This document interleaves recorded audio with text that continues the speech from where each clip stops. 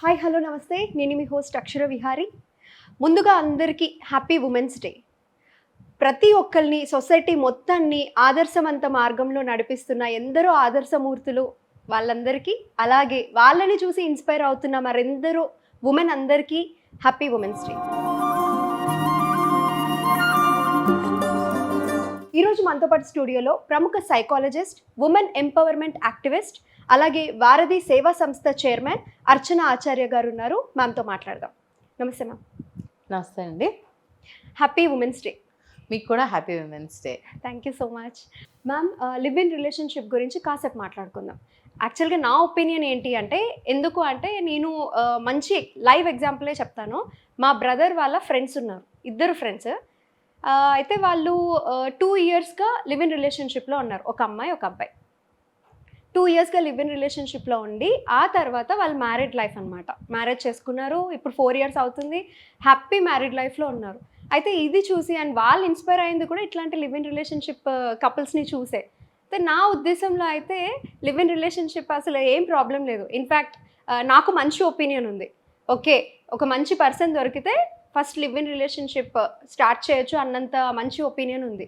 But still అది మన culture కాదు, బయట నుంచి అడాప్ట్ చేసుకున్న కల్చర్. కాబట్టి ఇప్పుడు ఈ సొసైటీలో చాలామందికి క్వశ్చన్స్ ఉంటాయి. అండ్ మనం అనుకున్నట్టు ఒక కేసు చూసాం, లివ్ ఇన్ రిలేషన్షిప్లో ఉన్న ఒక అబ్బాయి అమ్మాయి ఆ అమ్మాయిని చంపేసి ఉన్నాడు అని. అయితే ఇట్లాంటి నెగిటివ్వి కాకుండా నేనైతే పాజిటివ్వి చాలా చూసా. అట్లా అందువల్ల లివ్ ఇన్ రిలేషన్షిప్ మీద చాలా మంచి ఒపీనియన్ ఉంది. అయితే ఇందులో ఉమెన్ స్పెషల్గా ఫేస్ చేసే ప్రాబ్లం ఎట్లా ఉంది అంటారు? మీకు చాలా కేసెస్ వస్తూ ఉంటాయి, ఏం చెప్తారు? అక్షర, ఒక వెరీ ఇంపార్టెంట్ క్వశ్చన్ అడిగావు.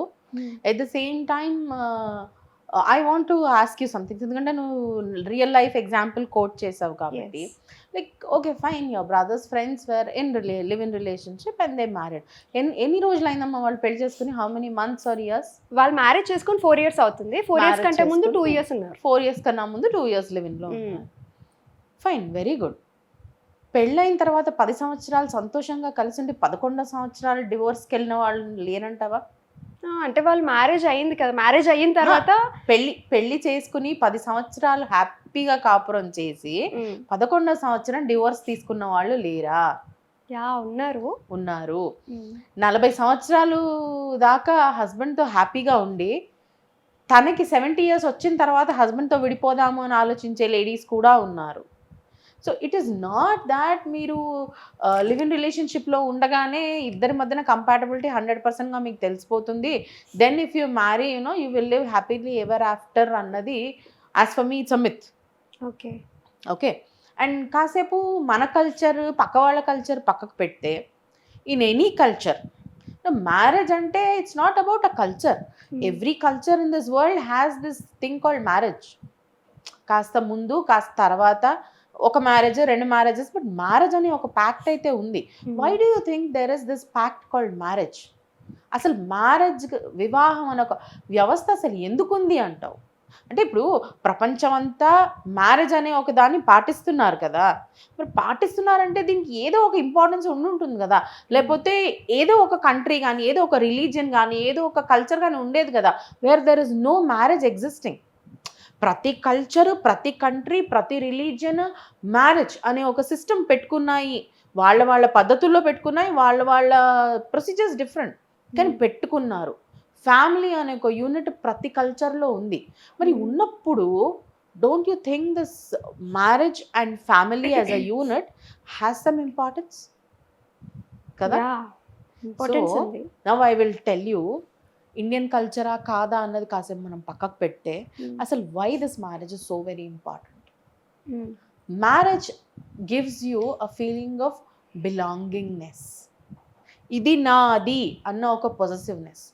ఫర్ ఎగ్జాంపుల్, ఇప్పుడు మీ జ్యువెలరీ వేసుకున్నారు, ఇది షాప్లో అక్కడ డిస్ప్లేకి పెట్టి ఉంచారు. చాలామంది తీస్తారు, చూస్తారు, నచ్చితే కొనుక్కుంటారు, నచ్చకపోతే అక్కడ పెట్టేసి వెళ్ళిపోతారు.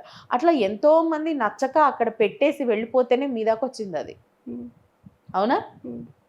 పెట్టి ఉండొచ్చు, పెట్టకపోయి ఉండొచ్చు. Maybe you might be the first one to see it, right? ఎంతోమంది దాని ముందు ట్రై చేసుకొని ఉంటారు, చెవులకు పెట్టుకొని, లేదా బ్యాంగిల్స్ అయితే వేసుకుని, అబ్బాయి ఇది బాగాలేదురా బాబు అని పక్కన పెట్టేసి ఉంటారు, రైట్? మనం ఒకవేళ ఇది నాకు కావాలి అనిపించినప్పుడు ఏం చేస్తాం, మనం షాప్లో తీసుకుని అద్దంలో పెట్టుకుని సెల్ఫీ క్లిక్ చేసుకుని మళ్ళీ అక్కడ పెట్టరాం కదా. You will buy it and come. Why? నచ్చింది కాబట్టి.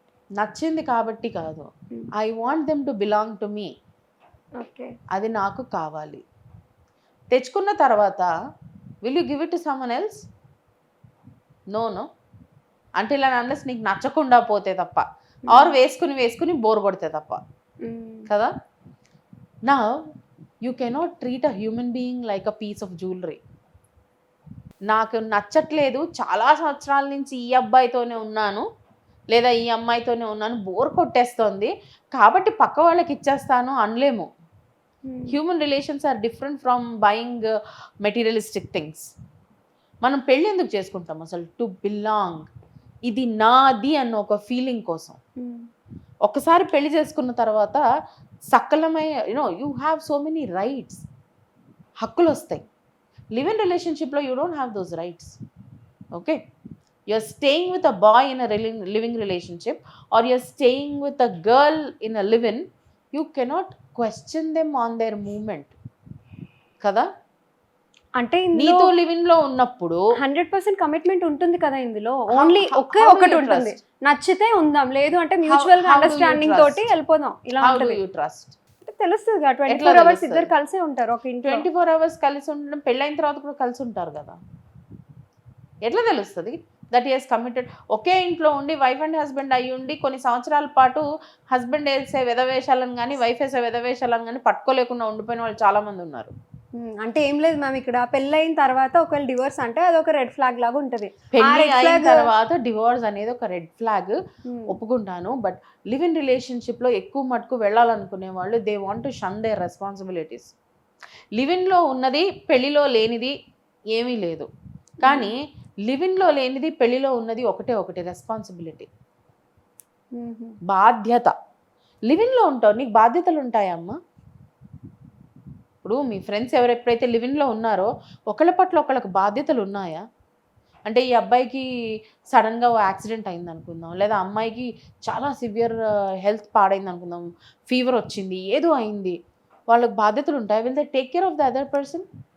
అంటే ఒకవేళ రెస్పాన్సిబిలిటీ ఉండి తీసుకోవాలనుకున్న వాళ్ళ పేరెంట్స్ అనుకున్న వాళ్ళు మాత్రమే తీసుకుంటారు. నాకెందుకులే ఈ బాధ్యతలు అనుకున్న వాళ్ళు తీసుకోరు.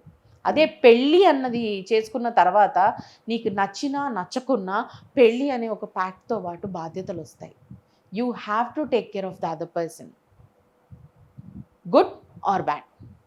ఇప్పుడు లివిన్లో ఉన్నప్పుడు సడన్గా ఇప్పుడు ఫర్ ఎగ్జాంపుల్ నువ్వు ఇలా ఉన్నావు, in case if you were in a live in, సడన్గా if you get bloated up, ఓ 10 కిలోలు పెరిగిపోయినావు అనుకో, he might not like you, right? And then he say I don't want to live with you. అప్పుడు నీకేమన్నా రైట్స్ ఉన్నాయా? For such a simple reason if somebody wants to leave you, లేవు. As a female, as a male అసలు ఎవరికి rights లేవు ఇక్కడ. So he can say, ఛీ అక్షర ఏంట్రా అసలు బాగా కనిపించట్లేదు, స్మార్ట్గా ఉందనే కదా నేను నచ్చని అమ్మాయిని, ఈ అమ్మాయి ఏంటి ఇట్లా పిప్పల బస్తాలాగా ఊరిపోయింది, I don't want to stay with her అని he can just leave you and get off. Somebody can leave me also and get off if you're in live in. అడిగే హక్కు మనకు లేదు. నచ్చావు కాబట్టి ఉన్నాను, నచ్చలేదు కాబట్టి వెళ్ళిపోతున్నాను అంటారు, రైట్? అదే మ్యారేజ్కి వస్తే ఆ ప్రసక్తి లేదు. నిన్ను వదిలేసి వెళ్ళిపోతాను అనే ముందు ఫస్ట్ 1 సంవత్సరం పాటు ఆలోచిస్తారు వాళ్ళు, అంటే ఏంటి, అనకపోతే ఏంటి. కానీ నా డౌట్ ఏంటంటే ఇప్పుడు ఈ ప్రెసెంట్ డే ఇప్పుడు లివ్ ఇన్ రిలేషన్షిప్లో రెస్పాన్సిబిలిటీ లేదు అంటున్నారు. ఇప్పుడు చాలా మంది ఈ రోజుల్లో పెళ్ళైన వాళ్ళు డివోర్స్ తీసుకుంటున్నారు కదా, నచ్చుతూ ఉంటున్నారు, లేకపోతే డివోర్స్ తీసేసుకుంటారు. Divorce is a process. Do you think divorce is so easy? No, it's not. It's not easy. It's not easy. Divorce is a process. కొన్నిసార్లు డివోర్స్ రావడానికి సంవత్సరాలు పడుతుంది. ఇద్దరు ఇవ్వాలనుకుంటే తప్ప, మ్యూచువల్ ఉంటే తప్ప. మ్యూచువల్లో కూడా చాలా క్లాసెస్ ఉంటాయి కదా, మెయింటెనెన్స్ ఇవ్వాలి, అమ్మాయికి మెయింటెనెన్స్ ఇవ్వాలి. అండ్ లివ్-ఇన్లో in case if you have a child, ఇప్పుడు రీసెంట్గా మనకి కొన్ని గవర్నమెంట్స్ స్టార్ట్ చేసి, already Uttar Pradesh government has told that if you want to stay in a live in, you have to register your relationship. You have to tell the government that we both are staying together.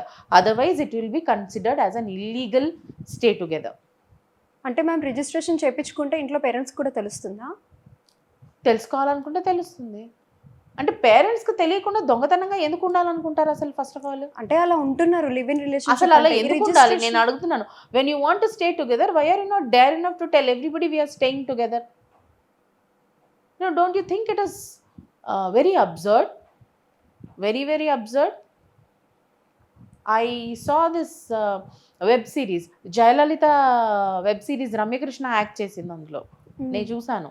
So one particular boy friends of Jayalalitha, he wants to be close with her, he is close with her, కానీ పబ్లిక్కి నేను చెప్పలేను that we both are in relation అంటాడు.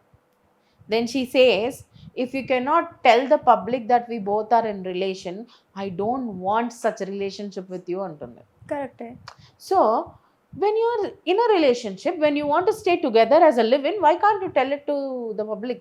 Why can't you tell it to your own parents? Now when you feel, ఎప్పుడు చెప్పము మనము పేరెంట్స్కి కానీ వేరే వాళ్ళకి కానీ మేము ఈ పని చేస్తున్నామని, when you feel that work is wrong, మరి తప్పు అనుకున్నప్పుడు చెప్పచ్చు కదా అందరికీ. What if this goes wrong అని అనిపించి చెప్పరేమో అని. What if this goes wrong? Yes, there is always a clause, what if this goes wrong. అంటే ఒకవేళ ఓకే అయితే చెప్పచ్చు, కానీ ఒకవేళ ఇది రాంగ్ వేలో వెళ్తుంది అంటే చెప్పకపోవడమే మంచిది కదా అని చెప్పరు. చెప్పకపోవడం చీటింగ్ అవ్వదా?